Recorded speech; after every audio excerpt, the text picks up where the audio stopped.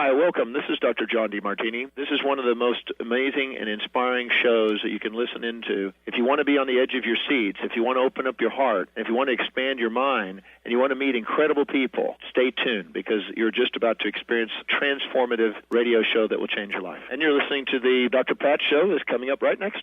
The following audio is via a Skype call.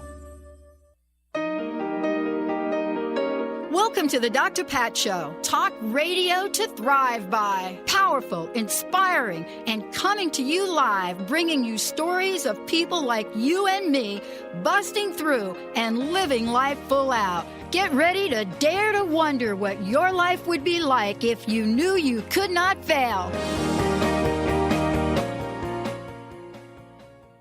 Oh boy. Hey everybody. Welcome, welcome, welcome.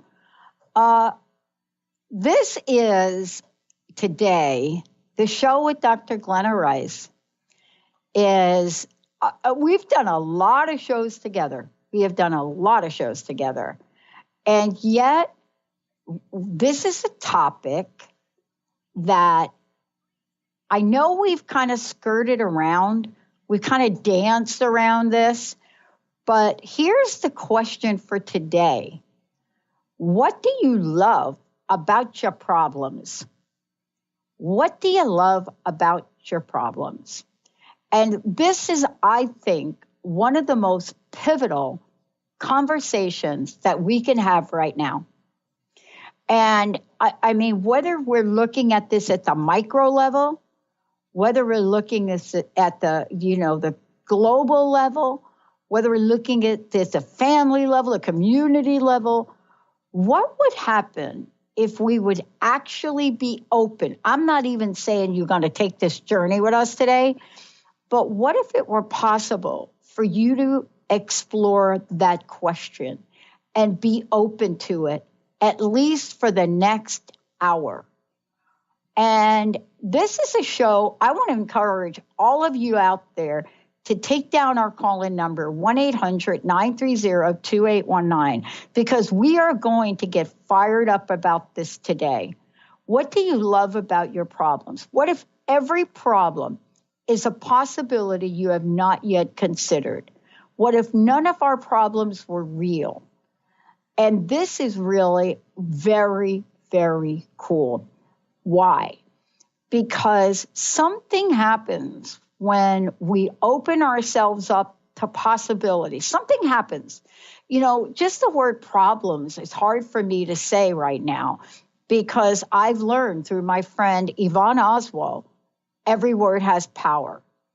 And so we're using it for those of you out there in the same way we use the word failure.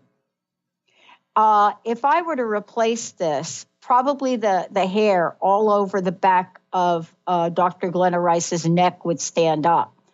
But if I were to replace the word with this, what do you love about your failures? Okay, everybody out there, all of the folks that email me when I say something like that, just hold on for a minute. Hold on for a minute. Dr. Glenna Rice is one of the most sought after facilitators, access conscious facilitators. I've gotten to know her very well. Whether you're wanting to work with her about how to best be an outstanding parent, or how to live in the world of possibilities. You know her. She's been on the show. She does a fabulous show with us. And today, this is no surprise to me. But one of my team members said to me the other day, "You're getting just like her." And I said, "Who?" They said, "Glenna. You just asked the question, what is so right about this situation?" And we're like, "Oh, looking at you like nothing is right about it." But that's why we're doing this show today. Dr. Glenna, welcome to the show. Hi, Dr. Pat. Thanks for having me on. That was awesome. Yeah, right, what's so right about it? Not getting. Yeah. Let's get rid of the hot flashes right now, everybody. But I want you to call in today. Listen, this is how we get to change the world. What do you love about your problems? I am encouraging you throughout this show today. And if you can't call in, go to our website, The Dr. Pat Show, and ask your question right on the right-hand side. If you're on your smartphone, you can do it there. But this is a very important show today Glenna, what do you think about that? What do you think about this idea of asking questions that seem so weird to people? Well, I love it. But the thing is, asking questions is how you change things. If you ask questions and you don't come up with answers, you ask questions that actually create a different possibility, you open doors for something new to show up. You open doors to change things that aren't working. Like that question, what's so right about this I'm not getting? Is it opening doors to look at something from a totally different point of view and start having all this information that can change your point of view come in? There's so many things that I've changed by looking at it. What's so right about this I'm not getting? And I may not get anything cognitive, but I can get an energy or a space or something that lightens the yuck up. I'm like, okay, there's something here that's being created with what I'm deciding is a problem or think is a problem or think is a failure or any of that. There's something opening up. There's something being created that I'm not aware of, that if I become aware of it, I can start contributing to that. And it creates so much ease. Yes, we love our problems, but I think most of us would like to create much more of our life without it from problems. Most people are looking for possibilities of greater or more. It's difficult at times. Maybe we don't want too much more, but we want something to change. And if you really have things going on that you want to change, asking a question opens the doors to possibilities to change it. If you fixate on the problem, if you fixate on the stuff that isn't working, then that's what you get more of. It's not just your words that have power. It's your entire point of view. And a question can help you change your point of view. And it's as simple as that. Yeah. Well, just that what's so right about it changes your point of view and starts creating what your reality changing. Yeah. This is like, for me, this has been one of the most important shifts and changes that I've made in my personal life, in what I do, is to be open to even, let's say, to be open, to be willing to explore that question. Because I think we have to get to the place where we take that first step. Yeah. Right? Yeah, the first step. And often when you finally ask that question, you're stuck in your thing, your head's tripping, everything's awful, nothing's working for you, nobody likes you, and you ask a question, what's so right about this I'm not getting, or how does it get any better than this? That's another one of the great access questions. You can start cracking things open to have something else. Because, there's only so long we can sit in our mess, usually, until we, actually make a demand or a real choice to change it. These questions make it easier. They can make it quicker. And you go, oh, wow, okay, how does it get any better than this? Okay, it actually could get better than this. It's pretty awful now. It could get better. And then you start seeing, people will show up. You'll get a phone call from someone like you talk about and so many times when you started your radio show. You see something on the internet. You just feel lighter so you can start looking at possibilities. It can just change your point of view where you go, okay, this is a mess. I'm done with it. No more messes right now. What else can I do? What else can I create? Those are all questions. And answers are not what we're looking for. We're looking for, it's like from a curiosity of how can this change that I haven't even considered. Yeah. I think something happens when we start down that pathway, Glenna. And for those of you just tuning in, 1-800-930-2819, 1-800-930-2819. I want to challenge folks for this because you're going to see that this is a super energetic game changer. It really is. The very notion of being able to say, what do I love about my problems? What do I love about them? And to take that journey down and to look at questions like, hold on, everybody. If you're driving your car, pull over. Here we go. How much do you love your problems? Yeah. There's a reason for this line of questioning, though, Glenna, right? Yes. Yeah, there is. How much do you love your problems? Well, if you keep creating problems, there's something about it that you like, probably love. It's working for you somehow. It's not going to be, it's the insane stuff that is working for you usually. It doesn't make any sense to say, I love my problems, I hate my problems. But what do you love about hating problems? If you keep functioning from creating problems, there's something about it that you've decided somewhere worked for you. Maybe not even, it could be from when you were a young kid. Maybe when you created a problem at school, you got your teacher's attention. Maybe when you had problems, your mom helped you out. You didn't ever pay attention to you except when she did that. Maybe it's from some other lifetime. Who knows? But there's something about it that you've decided they work for you. And this reality is very much about solving problems. I mean, if you're a problem solver, if you're good at it, what do you have to create? Keep solving problems. You have to have problems to solve. You have to find people with problems. You have to help solve their problems. You have to create problems you can solve. And that's great if for so long, yes, I create a problem, I solve it, and it's like, shoo, I'm good at solving problems. If you really want to create stuff greater, what if you could create from not having any problems, which is a really unusual and weird way to create most of our lives, is we do create them from problems. We create most of our choices, most of the things we choose, we create from fixing problems, solving problems, or avoiding problems. That would be a problem. I'm not going to choose that. Or we, create relationships because we have similar problems, or we're going to solve the other person's problem, or they're going to solve our problem. What if there's something greater than that? What if there's some way to choose to create your life that doesn't have to be from that? Mm-hmm. And that would just be from choice. Wow, I'd like to choose this without a problem. What could I choose if I didn't have any problems? What would you choose if you didn't have any problems? See how that question messes with your head. I mean, it still messes with mine a little bit. I've been asking it a lot in the last week. If I had no problems, what would I choose?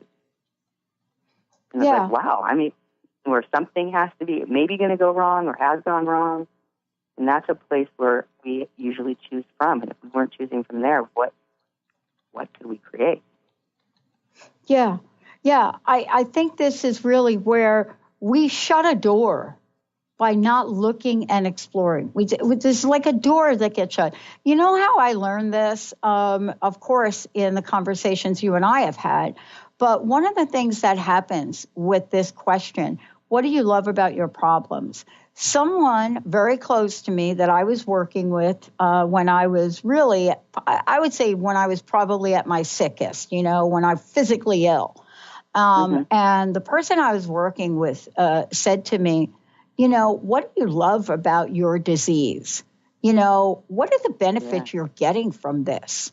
And she wasn't as kind and gentle as you are here in what we're talking about. She was like relentless, but after I was done being seriously angry at her for about a minute, I don't stay angry very long, but after I had that moment, I realized I had a list of these things. I had a list of reasons why this thing I was going through, as horrific as it was on the outside and to my body, I was getting an enormous benefit from it.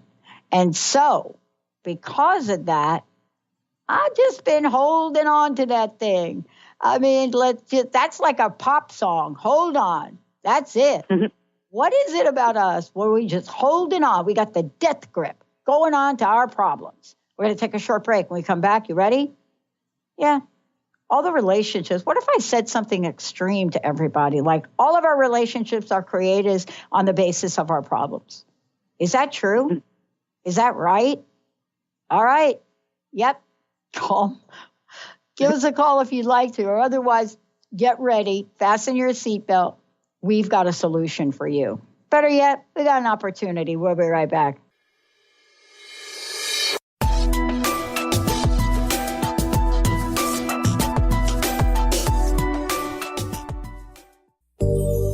Are you looking to grow spiritually, expand your consciousness, increase psychic abilities? Well, there's a free app for that. Pure Light offers audios that transmit high spiritual frequencies to help you awaken to your full potential. Hundreds of audios created by some of the world's top energy healers, and many are free. Enjoy the latest in conscious technology and download Pure Light today. To find out more, visit purelightaudio.com. To see your life from an angel's perspective, book a personal consultation with Claire Candy Huff, angelic walk-in angel Ariel at Angel Healing House. Candy provides intuitive counseling, Reiki, and angel readings in person in Los Angeles or nationally and internationally via phone or Skype. She will channel the practical tools you need to transform your life. Call now 831-277-3716 or visit angelhealinghouse.com. Are you ready to attract abundance, release stress, look and feel younger, all from your smartphone? Get Pure Light, a free mobile app with audios that transmit powerful frequencies to shift anything in your life. Created by some of the world's top energy healers, these audios have created miracles, often quickly. Enjoy the latest in conscious technology and download Pure Light today. To find out more, visit purelightaudio.com. Are you looking for the perfect setting for your next workshop or retreat? At Spirit Fire Meditative Retreat Center, cultivating consciousness is what we do best. Our guests count on us to create an atmosphere that supports serenity and well-being. We lead from the heart and create space for the mind. Freshly prepared meals designed with local and organic ingredients, 95 acres of beautiful woods and pastures, and a facility built with green in mind. This is what you'll find at Spirit Fire. For more information, visit spiritfireretreatcenter.com. To find answers to life's questions, you need to look within yourself. Dr. Glenna Rice brings your questionable conversations on Transformation Talk Radio each month. Tune in each month for insight into how you can live up to your full potential. Dr. Glenna is a physical therapist, certified Access Consciousness, and Access Body Class facilitator. How does it get any better than this? For more information on Dr. Glenna Rice and her work, visit glennarice.com.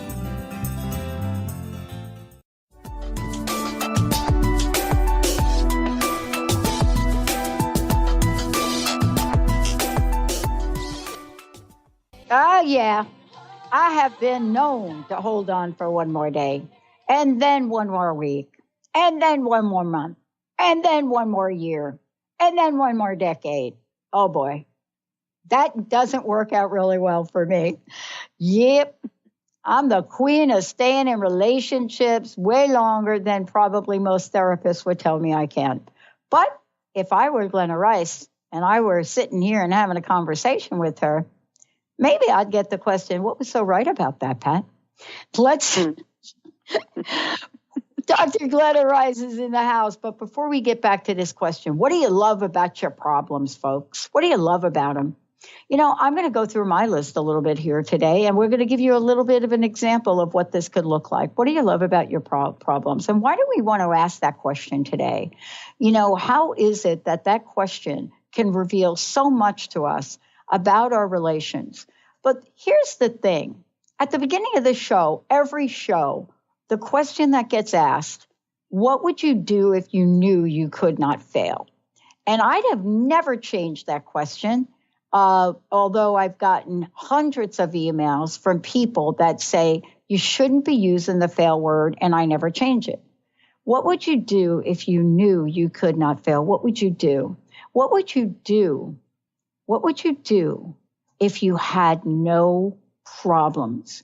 What would happen in your life if nothing, zero, nada was a problem? How might you? It's the same question, but in a different way, right? Yeah. But before we get to that, listen, let's talk about a couple of classes that you're given, especially for our friends and mostly all of my relatives down in South America. Did you know that I found out that my grandfather was born in Brazil? Did you know that I found out I was part Brazilian? No, I did not. Isn't that fascinating? I know. Yeah. Yeah. I just did my, I just did my DNA testing. I did my whole family's for Christmas. I brought them all as Christmas presents. Yeah. My youngest daughter did it, and I was like fascinated.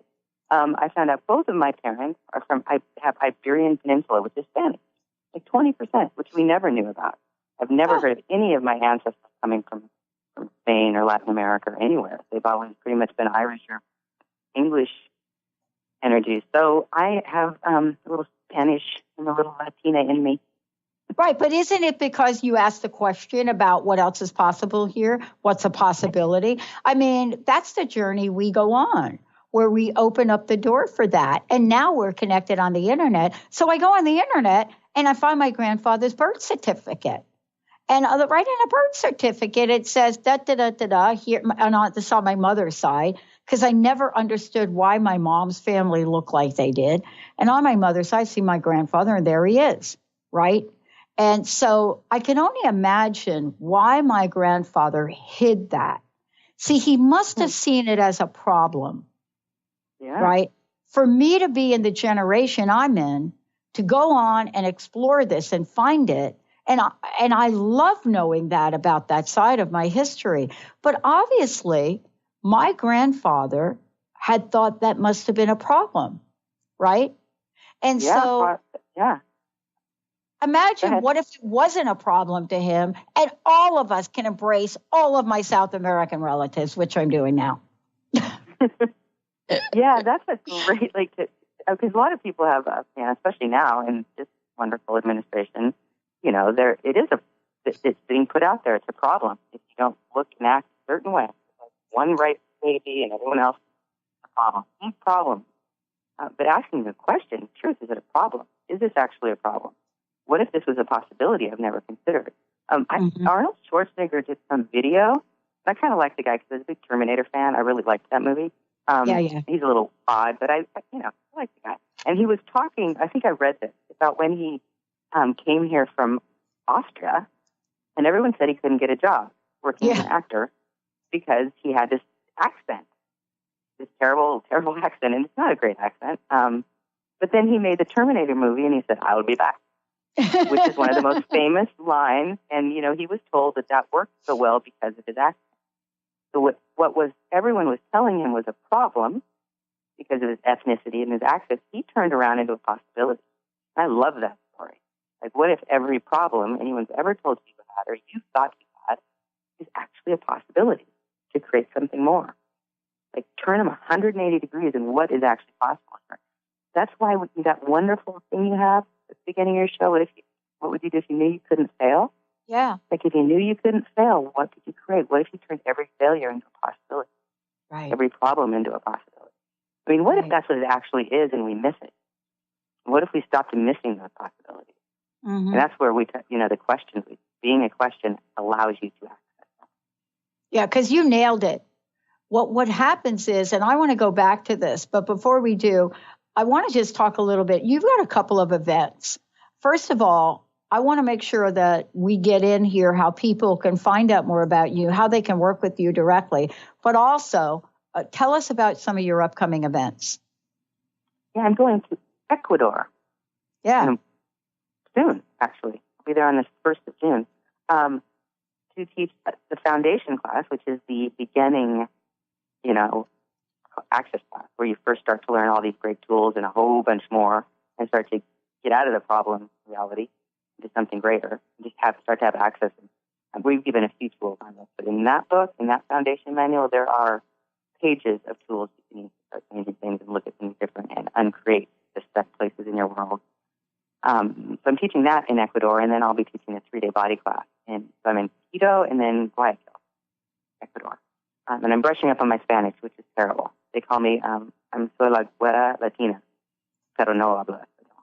So I'm blonde. Yeah, you got to do that. Spanish. Yeah. yeah. It's we all have to do it. I'm getting schooled by my nieces about, okay, you're way past due. You're way past due. So I am learning. Okay, so interesting. I'm learning a little bit of Chinese for my ping pong player people. I'm learning a version of, Russia from the Ukraine for our technology people, and also a little bit of Spanish. And can you imagine having my brain and having all of this come through in a sentence, right? With a mixture. Mm-hmm. These folks spend most of their time laughing at me. But, it's part of this question today. Yeah, what do you love about your problems? And how is it going to get us to possibilities? Because I've never learned anything really about possibilities from trying to fix. I'm not known as a fixer, by the way. I haven't really learned very much. What happens when we get into the fixing mode? Does it help us to possibilities, or does it take us on a different route? Oh, I think it takes us on a different route. Fixers. My dad's a fixer. He's a guy, and he loves to fix things that are broken. And I grew up in a family where cars were always breaking. I just assumed cars broke. In fact, when I moved out college first time with my car and went to grad school and drove down to LA, I was kind of terrified of what I could, Dad wasn't around. What if something happens to my car? Because cars need to be fixed. That's what I assumed. What I found out is I actually don't. Cars don't actually break down nearly like they did in my family. My dad created that. He loved to fix things, so there was lots of fixed things that would break. And when he used to visit me, things in my house would break. So Gary Douglas, the founder of Access, gave me a great question to give him a honey-do list, giving him things to do, a honey-do list that I would give to my mom before they showed up, like, oh, this light bulb needs to be changed, the drain's not draining very well. I'd give a bunch of things so nothing had to break for him to fix. Mm-hmm. So if you are a fixer or a problem solver, you will create these things to show up in your life. Your point of view creates your reality, and we create from this amazing magic, and our magic doesn't always look like it works for us, but we're still creating some magic. And you'll start creating things to fix, and you'll create problems to solve if that's what you love to do. And that may work for you. I mean, you could, if you're a great fixer of things, go find all the people that need things fixed and create an amazing business out of it. But if you acknowledge it, then you can use it as something to create more with, or you can choose to change it. It's where we don't acknowledge it, where we pretend these things that are breaking are just happening. No, we actually are the creators of everything in our life, even that weird stuff. Yeah, but when we look at this, so often, Glenna, right, would you say so often we step in a pot. Let me just say we step in a pothole. Let's just use that. That's my analogy. I'm from New York, so I've stepped in a few potholes. Actually, I almost drowned stepping in one of them New York potholes. They're so deep. But we do. We step in a pothole, right? And it could be as nonchalant as an event as, stepped in a pothole, but you know what? I have an extra pair of shoes at the office, so I can, right.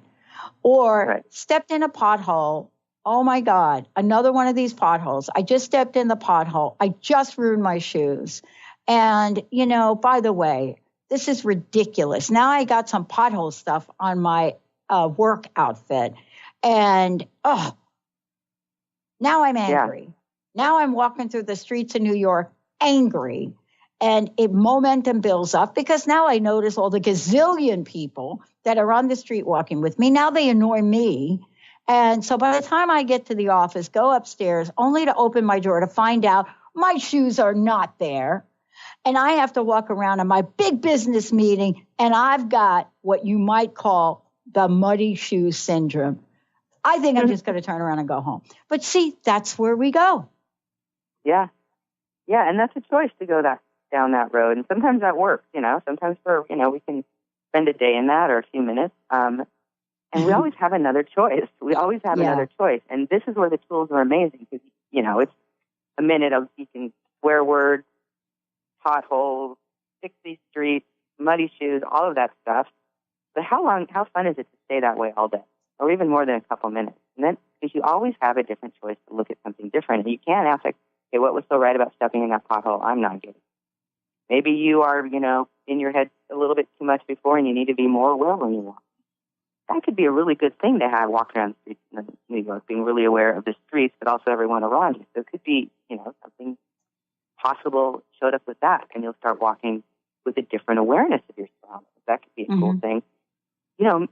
Maybe you stepped in that pothole, and because of the time it took to get out, you avoided something. Maybe the universe totally had your back somehow.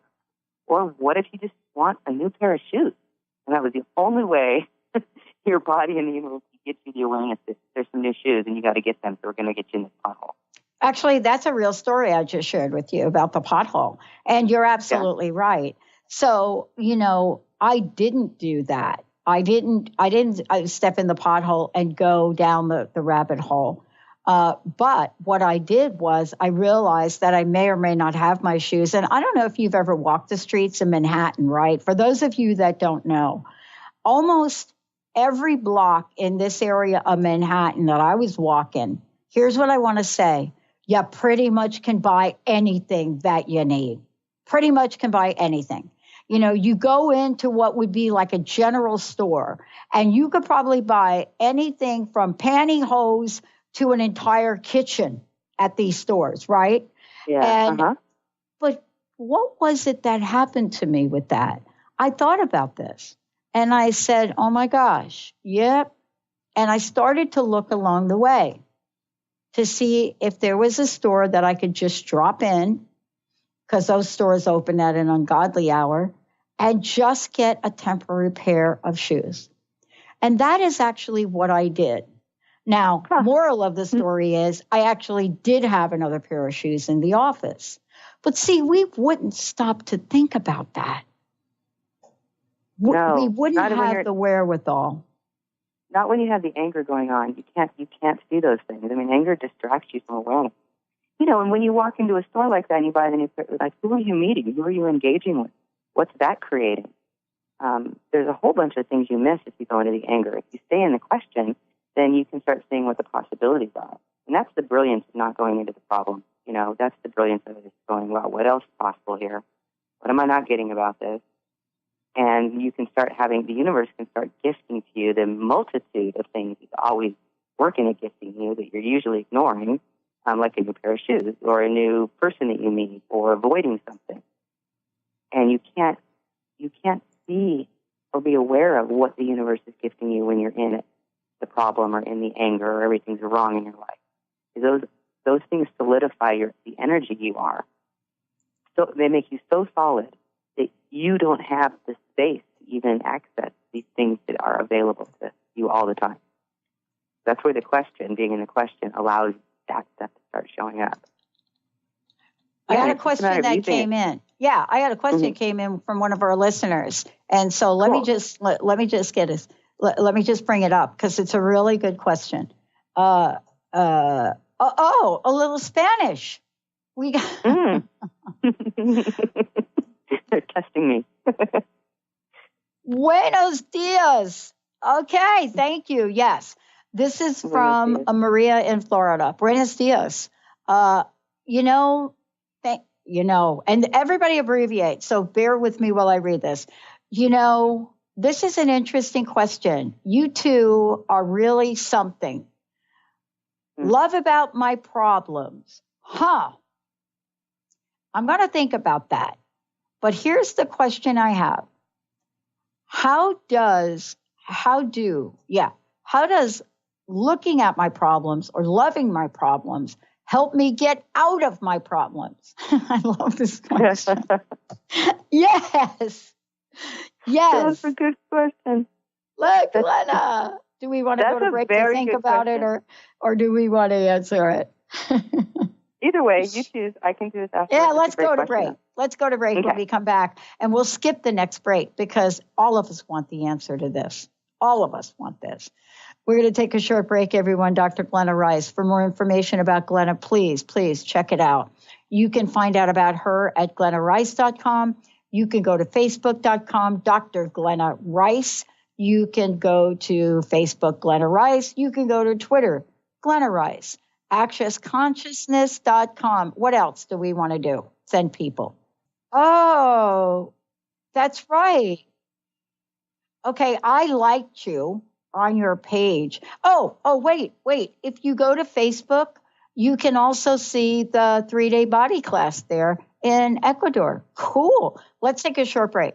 Okay. All right. Here's the question. Maria, sweet. I love it. Buenos dias. So question is, all right, how is loving my problems going to help me get rid of them? Stay tuned. We'll be right back.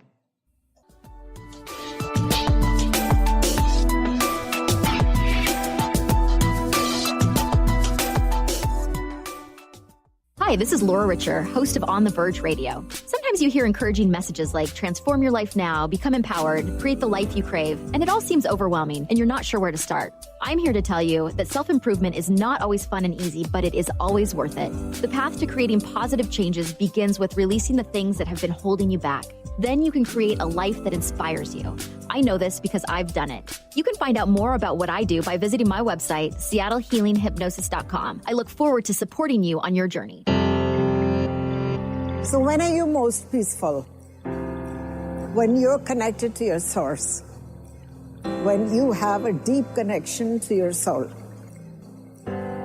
and you're living your spiritual way, your unique way. And when are you most stressed? When you're not. It's really, really simple, friends. When we start to borrow desires, we start to control others and situations and people, things go wrong. Nobody wants to be controlled. So it's really important to get connected to the source if you want to remain stress-free.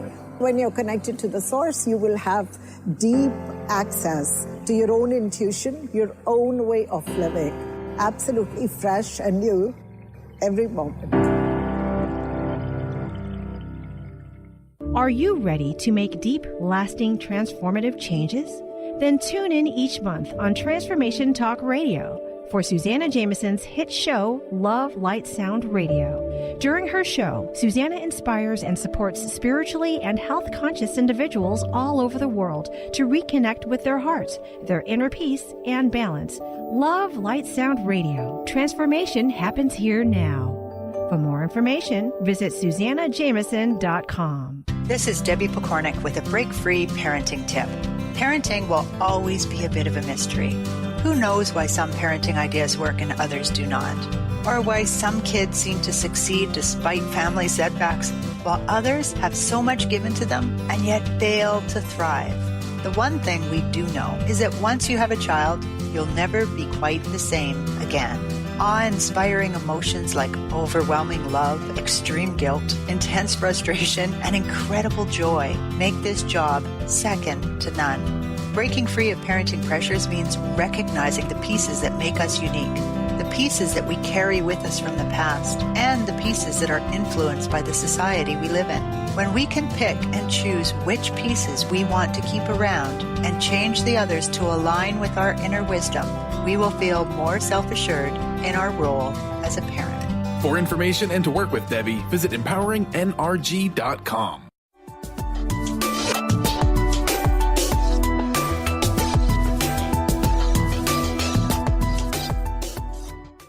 Yeah. Everybody, welcome back. Oh my gosh. I should have recorded the breaks. Actually, did you know I now have a way to record them? And play them. We were talking about Glenna and I, everybody, you all are going to be shocked.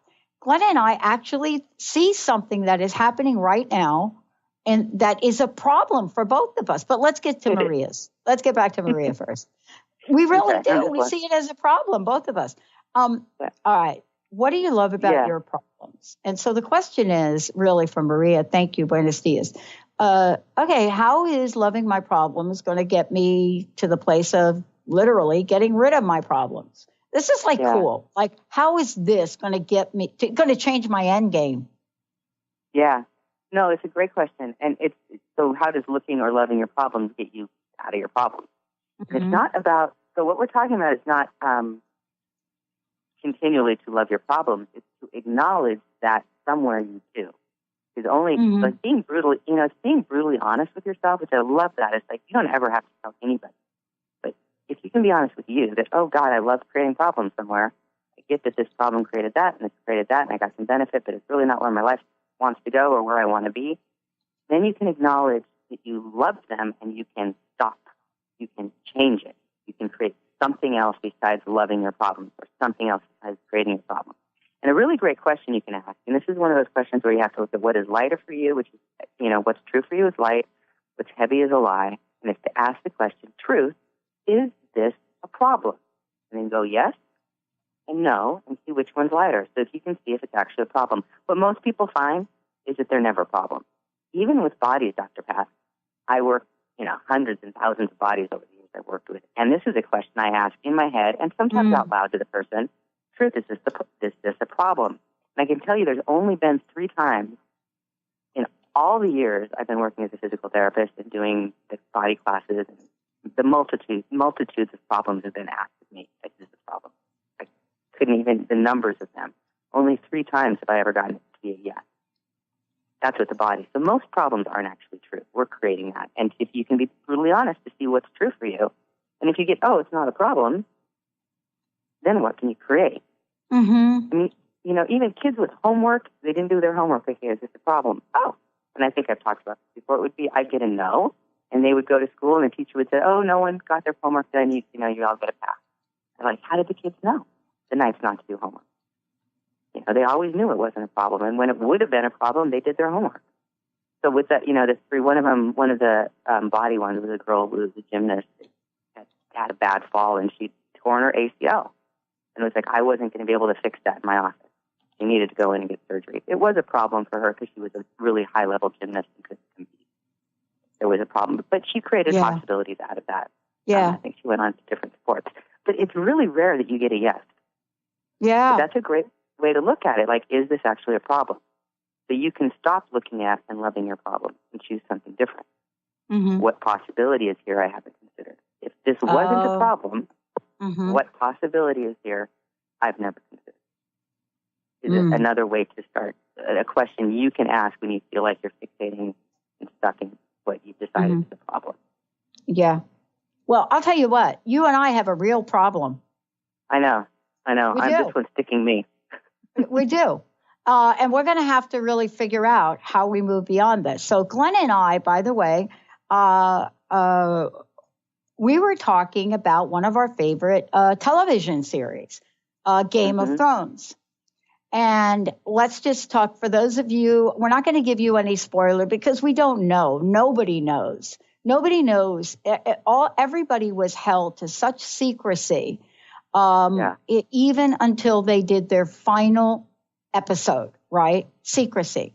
But they happened to interview the Dragon Queen, who is also in the upcoming Solo movie. And so Glenna and I follow Game of Thrones. And originally the last season was going to come out like this year. It's not. It's coming out in 2019. And so we were just talking, and I said, I watched an interview with her, and she was talking about the Han Solo film she's in. But what's his face on Good Morning America asked her about Game of Thrones. Now, I wish she wouldn't have shared, because she started to talk about reading the last episode. They all do readings, right? And reading the last episode. And as she was reading it and read what her role was and what happens to the Dragon Queen, she dropped to her knees and cries. Just cried. And what she said was, everyone in the cast had the same reaction. And then I said, okay, did she just create a spoiler alert? And honestly, I guess I'm the last to know. Because if, those of you that follow Game of Thrones, you've been Googling it. And so now Emilia Clarke is talking about her final scene. And they've taken that and her reaction. And it says, here, ready? Emilia Clarke has filled her final Game of Thrones season 8 scene, and her reaction has us worried. Yes, this is a problem for you and me. Mm-hmm. What are we going to do? Wasn't there some rumor that, like, it's over, like everybody dies or something like that? I mean, what is it? It would be a problem. Yeah. Well, Daenerys, it's a rumor. But now, but even before she came out with that, those of you that get alerts, you all getting the alerts. You all getting alerts like Game of Thrones. You may be thinking, like, why are we talking about this? Because this is like Positive Talk, the Dr. Pat Show. No, I watch Game of Thrones. And by the way, I watch Westworld. But Game of Thrones, for a lot of us, there's some attachment we've gotten to this, right? I have. I know. I mean, I read the book, too. I also too. Years ago when my son was being born, like back, so he's 23, I started reading it. I was a big fan. I'm a big sci-fi fantasy reader. That's my love for books. So when it came, and I actually think this whole series was one of the best series from a book where they turned it into a movie. The way the characters were, they were so smooth. Everyone looked they were so similar to who I was reading about. Exactly. Yeah. So why is it? And I said to you, I'm really a cream puff. Right? I'm a little crusty on the outside, but I really have a soft inside. And I say, when I saw her interview, and then got the alerts, I started to cry about this. That's a problem. Yeah. I think we need to ask some questions, Dr. Pat. We need to ask something like, what is so right about that we are not getting? I mean, maybe there'll be another series. Maybe there'll be a better series from a different book we can start to like. I don't know. Maybe it's a rumor, and it's not even true. Maybe she was crying with joy. Maybe it's like fake news, right? What's that? It could be like fake news. It could be fake. There's a lot of that going around, I've heard. But we do get attached to things like this. I was talking about this the other day, and, this is the depth by which we create problems in our minds, right? I went to go see Infinity Wars, and there was an entire row of children that went with parents, like a chaperone, right? It must have been like a class, and they were all dressed up in the characters. And one of the little kids was the Spider-Man. Mm-hmm. Now, I can't do a spoiler on this. I'm not going to do it. I haven't seen it. So. I watched this little kid in one of the scenes in the show, contrary to what anybody thought was going to happen in Infinity Wars. This little kid came apart. And I wonder about if these people that make these, now here we go, if these people that make these ask themselves this question, what is so right about us creating things like this? Is it to emotionally connect with people? Is it beyond money? I'm not sure they do, but it really leads me to this question, which tag teams what Maria says. Are we able, Glenna, to ask ourselves the questions about our own decisions we make? When we make a decision, should we be asking what's so right about this and what's so right about this for others affected by it? Because, see, long story, but it really begs a second question. Or do we not have to do that because of what you just, the tool you just gave us? It's a different question. Okay. So that's continuing. It's a different. So when you choose, I want to ask, if I choose this, right? And you don't want to make decisions. Decisions take us too much. Choices, and then you can continually choose. There's a different energy to look at. Yeah. How you to choose things. Decisions just lock you up like a problem. Yeah. So what you're choosing, if I choose this, what's it going to create? If I choose this, what's it going to create? And then you can also look at, if I choose this, what's my life going to be like in 5 years or 10 years? You can do that with anything, even, I'm trying to think of something simple, like buying a candy bar. If I choose this, what's it going to create in my life in 5 years? What's my life going to be like? What's it going to create? Yeah. Could be the best candy bar you ever ate. Mm-hmm. But then you can start seeing what your choices create for your future. When my kids were choosing to not do their homework, they already had an awareness of what their future was going to be like, and that they did not need to choose that. They had an awareness of their future. So it starts to give you an awareness of what everything you're doing and being and creating now is creating in your future. And then you can start choosing everything you want to create now or actualize or institute from places that are going to create a greater future for you. And when you're creating a greater future for you, this weird thing happens. It creates a greater future for everybody. When people are creating from greatness and possibilities and awareness and consciousness, everybody is affected by that greatness.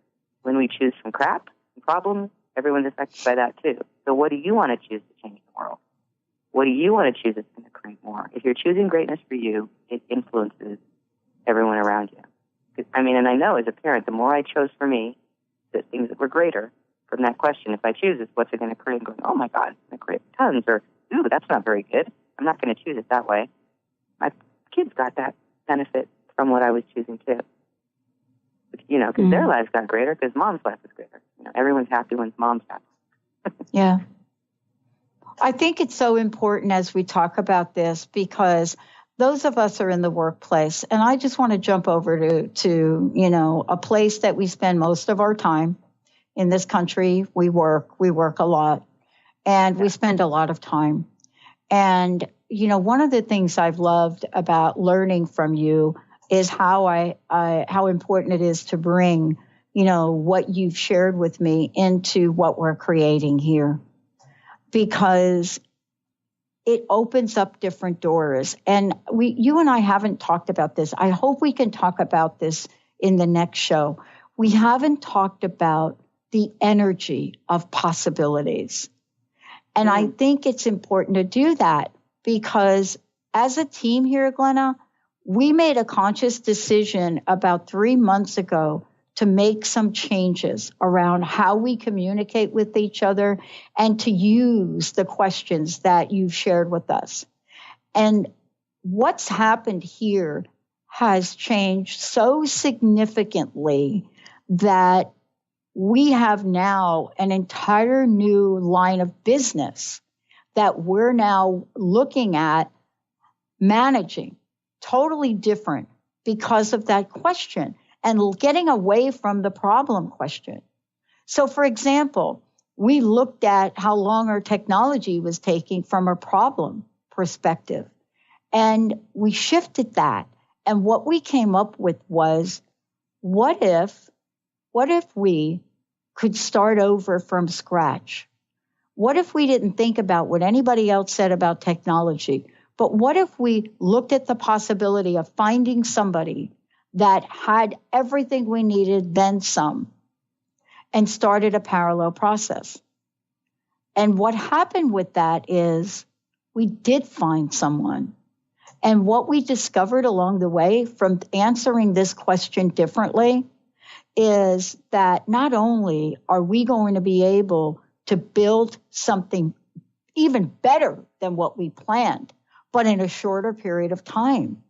And I don't know how we talk about this differently for folks, except to say there really is something amazing that happens from this, right? Yeah. Thank you for sharing that. I'm really grateful to hear that. This question. Well, I'm very grateful to you. These questions over the years and these shows that they're actually, when you use them, they work. Mm-hmm. That was me when I first did my first foundation class, like the one I'm teaching in Ecuador. Things just changed that I never thought could change. It worked. I had more ease. I had, just things that I had thought were problems were never problems, and they changed. And my life got greater probably within a day or two of taking that class. If I look back, it's been almost 14 years now. And it's never stopped, Dr. Pat. It's never stopped. I still have these tools, and they still create change and create more. So my life's always expanding. And there's glitches here and there, but I have these questions that can get me out of them and let me see something else that's possible. And I'm so grateful for these questions, for this work. I think our next show, if you're open to it, is to really take a journey down the energy of possibility and use real live examples. Some of them, by the way, may be quite controversial, but wouldn't it be fun to really look at the energies of possibilities versus probabilities? They are so contrastly different, and yet at the same time, we don't understand the impact. Glenna, thank you so much. Last question, personal message. And please, how can people contact you? How can they work with you? How can they go to your classes? Yeah, so GlennaRice.com is my website, and then Facebook, Glenna Rice, or my page, Dr. Glenna Rice. You can find me at all those places, and my emails are available there. You can message me on Facebook if you want a private session or just to ask me a question. And a message like, what if every problem is a possibility you've never considered? Yeah. What could you choose? Maria, that's for you. One more time, ask that question, because I want to leave everybody with this today. Yeah. So what if every problem is actually a possibility that you've never imagined? Try that a little different. And what else could you choose if you saw life from that point of view? Awesome. Dr. Glenna Rice, everybody. Yeah, boy. I hope today that the P word becomes your word. The possibility word. Possibilities. Infinite possibilities. Man, that makes me smile. Thank you, Dr. Glenna. Thank you, Dr. Pat. Maria, buenos dias. All right, everybody, we're going to take a short break. We'll be right back with Dr. Pat Show.